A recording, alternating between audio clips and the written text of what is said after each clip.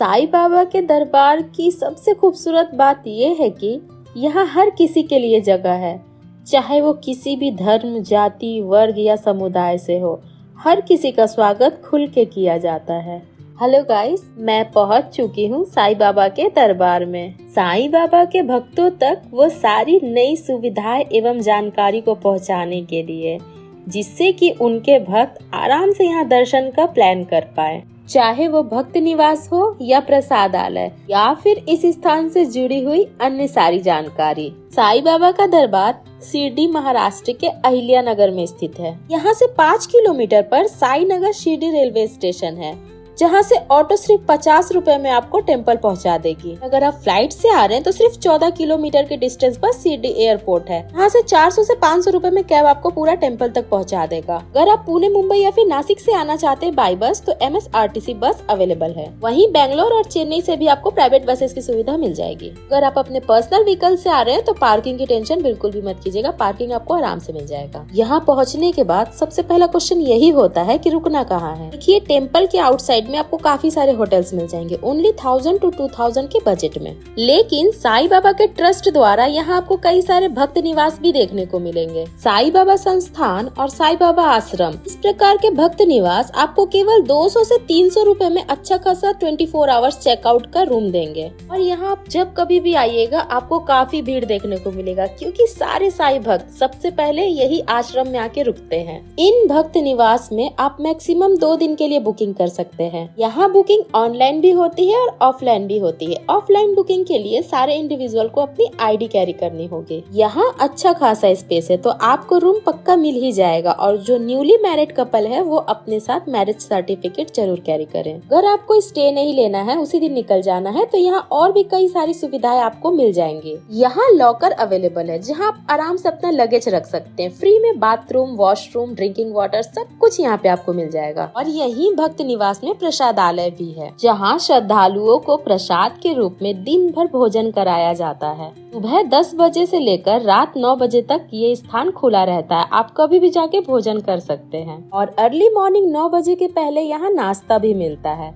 इसके साथ साथ सिर्फ 2 रुपए में चाय, 3 रुपए में कॉफी और 5 रुपए में मिनरल वाटर भी मिलता है। अंदर का माहौल काफी चाइल्ड फ्रेंडली और काफी पीसफुल होता है। यहाँ रुकने में आपको काफी अच्छा लगेगा। और संस्थान की तरफ से डेली आपको यहाँ से बसेस की सुविधा भी मिल जाएगी, जो हर घंटे में निःशुल्क आपको मंदिर ले जाके पहुँचाएगी और वहाँ से वापस भी आती है। तो देखा ना, इस दरबार में भक्तों के लिए कितनी सारी सुविधाएं बनाई गई हैं और अभी आगे और बाकी है।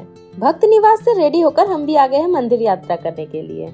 यहाँ टेम्पल का दर्शन करने के लिए आपको कई तरह के अलग अलग गेट देखने को मिलेंगे। जहाँ गेट नंबर 1 से VIP दर्शन होता है, तो गेट नंबर 2A से सीनियर सिटीजन और हैंडीकैप के लिए दर्शन की व्यवस्था की गई है। यहाँ 200 रुपए में दर्शन के लिए पास मिलता है, जिसके द्वारा आप बहुत जल्दी दर्शन कर सकते हैं। और इसकी एंट्री 6 नंबर गेट से होती है। ये जो ATM आप देख रहे हैं, इससे आप वो 200 रुपए का दर्शन पास बहुत आसानी से खुद ही निकाल सकते हैं। और फ्री दर्शन के लिए आपको गेट नंबर 7 और 8 में जाना होगा, जहाँ से दर्शन करने में आपको 2 से 3 घंटे लग सकते हैं। और अगर पास लेके जाएंगे तो हाफ एन आवर में आपका दर्शन हो जाएगा। अगर आप पीक सीजन में आ रहे हैं, यानी कि सितंबर टू मार्च, तो 200 रुपए का दर्शन पास आपके लिए हेल्पफुल हो सकता है। अगर बात करें दर्शन के टाइमिंग की, तो मंदिर सुबह 4:45 से रात 10:30 बजे तक खुला रहता है। और इस बीच मंदिर में कई सारे कार्यक्रम होते हैं, तो उसके अकॉर्डिंग आप जाके दर्शन कर सकते हैं।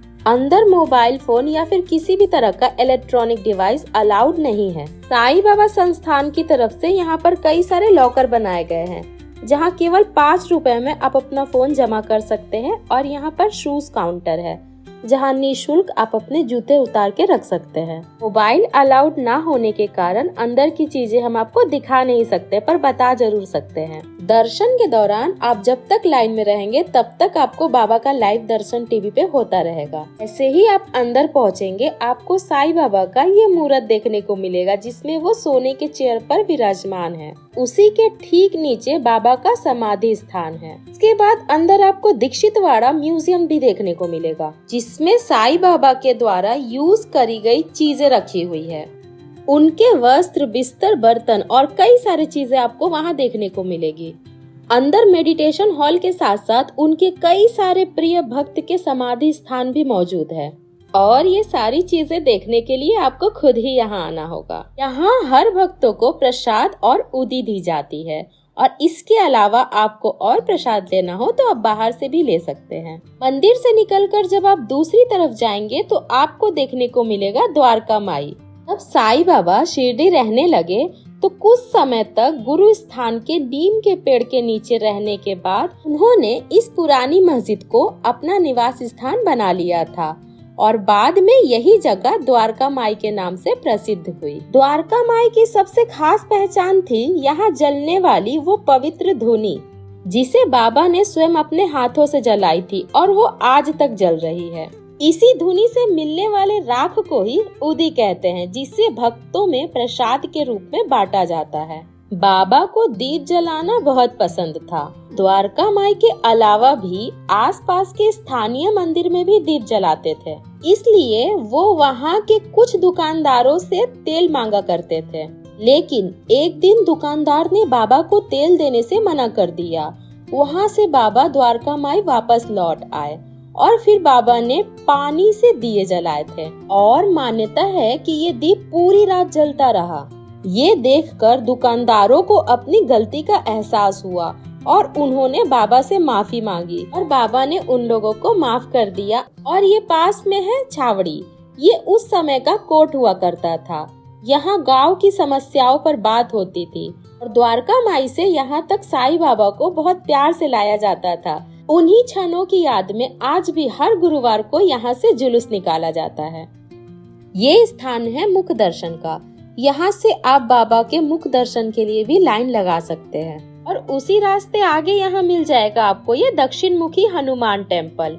ये हनुमान जी का मंदिर है और इससे आगे आप ये जाएंगे तो यहाँ आपको मिल जाएगा सभा मंडप जहाँ हर रोज कार्यक्रम होते हैं और आप यहाँ आराम भी कर सकते हैं। और यहाँ हमें कुछ नन्हे नन्हे दोस्त मिल गए जो आप लोगों को हाय बोलना चाहते हैं। और इसी रास्ते आपको लड्डू प्रसाद काउंटर मिल जाएगा जहाँ से आप प्रसाद ले सकते हैं। और जैसा कि आप देख रहे हैं यहाँ चारों तरफ मार्केट है तो आप आराम से शॉपिंग भी कर सकते हैं।